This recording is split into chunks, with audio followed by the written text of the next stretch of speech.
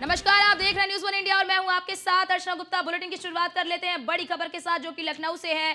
अयोध्या पर हमले की साजिश का ये मामला, यूपी एटीएस को पुख्ता प्रमाण मिले हैं। हमला करने की साजिश में एक और आतंकी शामिल था।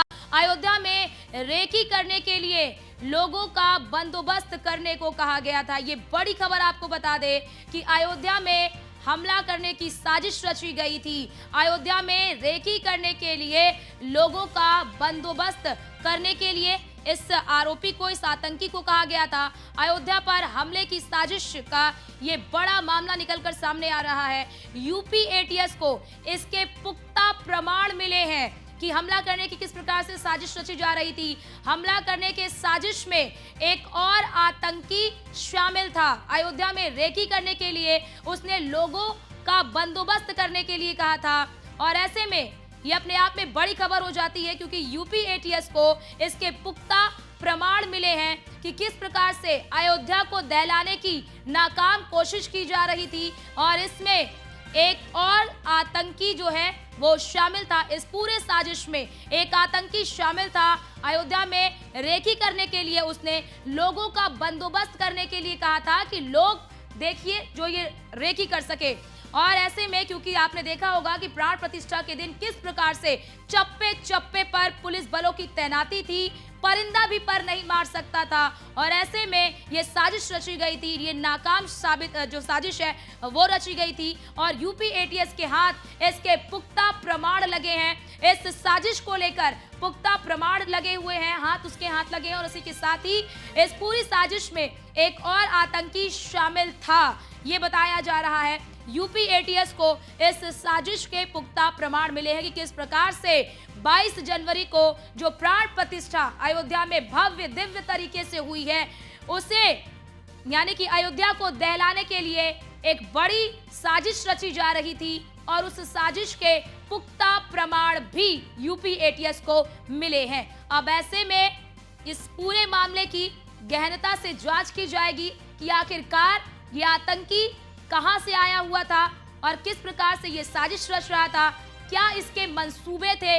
इन तमाम मुद्दों पर जो यूपी एटीएस है वो जांच कर रही है और यूपी एटीएस के हाथ इसके पुख्ता प्रमाण लगे हैं कि किस प्रकार से अयोध्या में यानी कि अयोध्या को दहलाने की एक नाकाम कोशिश की जा रही थी क्योंकि 22 जनवरी जो कि भारत के इतिहास का सबसे स्वर्णिम दिन माना जा रहा है, सबसे ऐतिहासिक दिन माना जा रहा है। और हमारे साथ हमारे संवाददाता नीलेश चौहान हमारे साथ फोन लाइन पर जुड़ चुके हैं। नीलेश, यूपी एटीएस को क्या प्रमाण मिले हैं?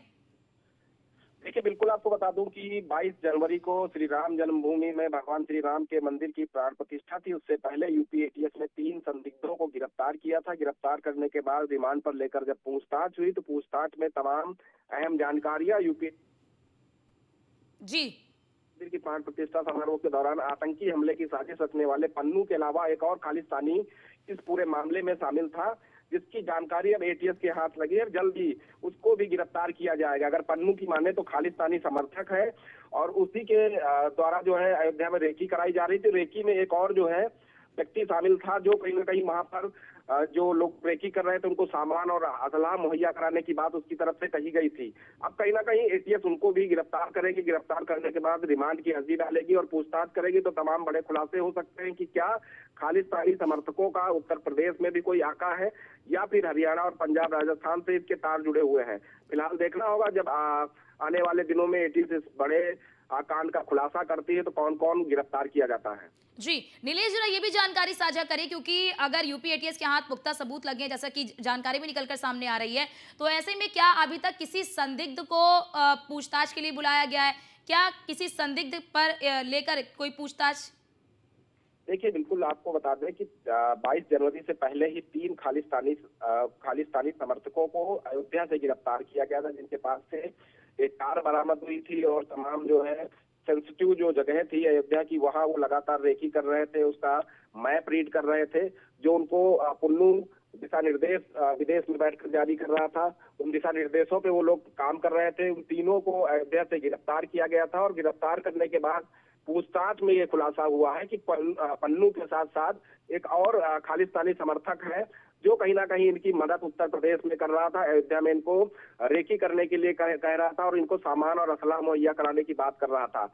अब उनके तार जो है एटीएस के हाथ लगे हैं और जल्द ही उनकी भी गिरफ्तारी की जाएगी। जी, बहुत बहुत शुक्रिया आपका तमाम जानकारी साझा करने के लिए।